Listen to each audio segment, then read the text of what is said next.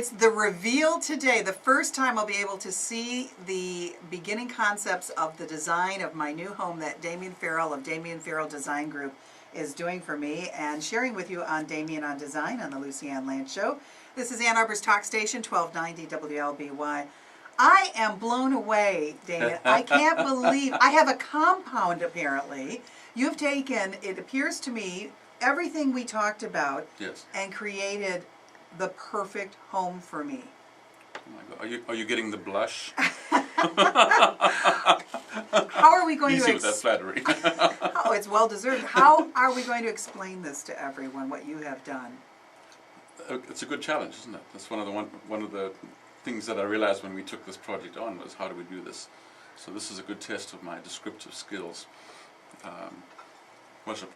When I read through all of your stuff, obviously, and I looked at the photographs, and so what I always try to do, and I think what any good architect designer tries to do, is to pick out the essence of some of those things that you talked about, and that I could hear in your voice and see in your reactions out of those photographs really grabbed you and really meant something to you.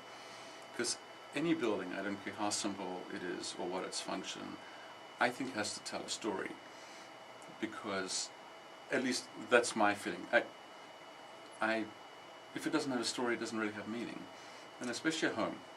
A home is a story. This is your story about you and your lifestyle and how you want to live.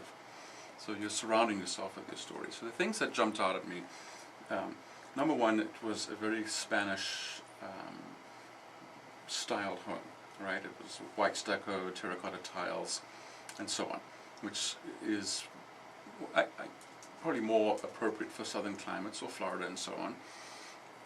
And that's when you showed me that, I deliberately chose the site that we chose out at Knight's Farm, so that I'd complicate the challenge by saying, well, this is a house that Lucy Ann really connected with, but we're in a rural setting at a place called Knight's Farm.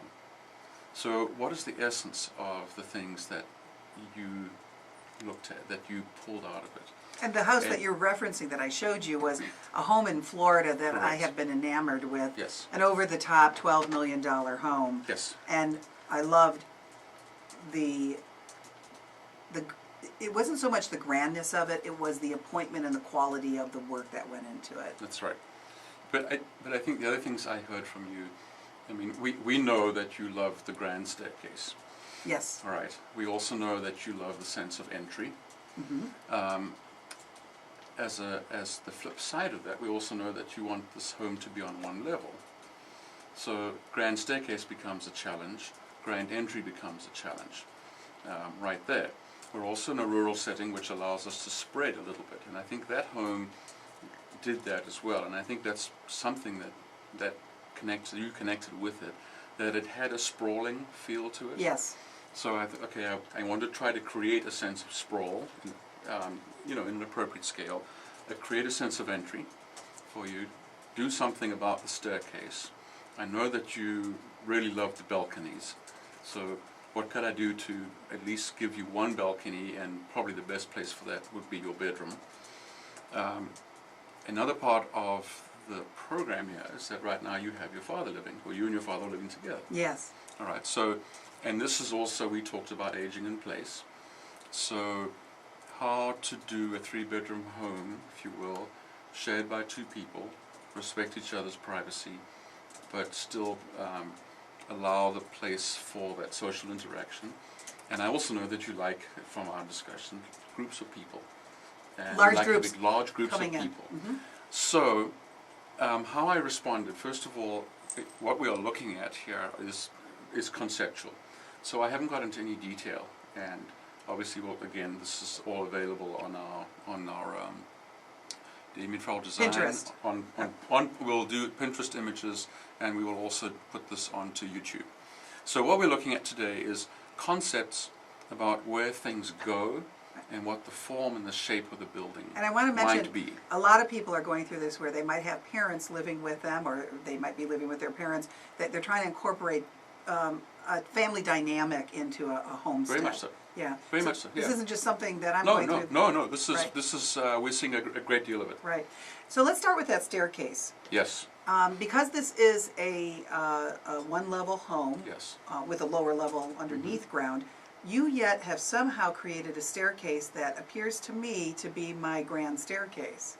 That's what I've done. So, as you come in the front door, to your left is this grand sweeping staircase that goes down to the lower level.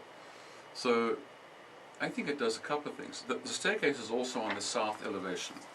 So, and that central part of the house, what I call the living area, the living barn, or the living building if you want, I've taken that to a story and a half high to give you some sense of that, the grandeur of the entry. So the walls are 15 foot high in the living space Oh. to give it, and I know you like big open space. Yes. All right, and lots of light. So the staircase not only has this grandness about going downstairs in a sweep, but it's on the south side, so it brings light into the lower level, and it will be a very considerable amount of light too. But it also brings, the architecture starts to follow, and it follows the curve of that stair on the outside wall. Oh. And then what that does is create that grand porch. All right, so it's not in an antebellum style, where the porch would be all the way across the front, but it's a story and a half high, and it has some columns supporting the roof. And so even though it's on the corner and not in the center, it's brought in those elements that you were looking for, at least in my mind. It's amazing how you were able to do this. You completely flipped, I think, what you traditionally think of a staircase, and you've done it the opposite way, and it works beautifully. Well, and you talked about the kinds of things that you would have downstairs, which sound like spaces that you would be using quite often. So this is also a great way to really engage that lower level with the main level. Right. Because as you walk in the front door, and from the living room, the dining room, the kitchen, you can shop down there or be heard down in the lower level. It's not just a back stair Right. that takes you down to some area where it's just a bunch of kids that hang out, or you have an exercise room. This then makes this a real space down there. Yes. All right. So when I was also thinking of this rural setting, the Knight's Farm thing, we've done a lot of, and I have to say this in my Midwestern accent, barn homes. Because if I say barn and people say B-A-H-N, what do you mean you design homes. barns? As a matter of fact, when you go to DF, Damian Farrell Design Group, Yes. dfdgonline.com, you can see that picture, that first picture that comes up That's right. is one of those you did out west somewhere. Yes, it's out in Idaho. Uh-huh. Yeah, we're very proud of that. That was It's- the one that was published in Architectural Digest. It's Very gorgeous. proud of that one. So, one of my favorite books when I first started to do this is this book that I'm holding, and it's called Big House, Little House, Back House, Barn.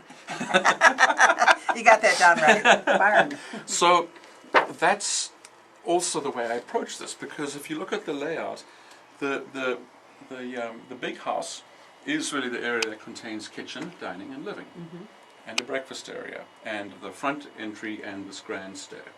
So that's big house. Back house, I would call the wing that is your suite. So that wing is a linear wing. It has your bedroom on the north side, in the middle are walk-in closet, and on the south side, south end of that linear wing, master bathroom. So big house, back house, little house being the wing on the opposite side of the big house, which is the wing that contains 2 bedrooms. And I like how you worked in, it looks like 2 bathrooms for each bedroom. And 2 bathrooms, so yes, they're en suite. Now the end bedroom is the bedroom that I would work into detail for Dad. It's a very large room, so that whole wing could function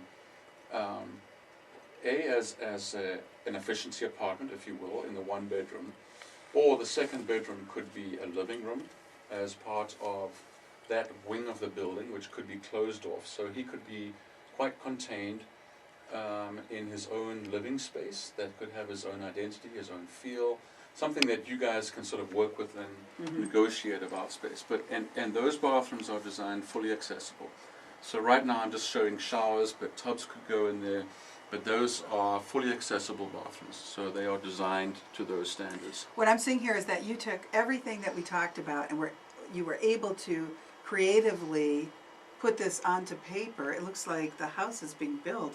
It's amazing to see, Damian. Thank you. It's fun. You're really But- good at working with a client to make sure that you take their lifestyle and their desires and incorporate it into exactly what they've talked about.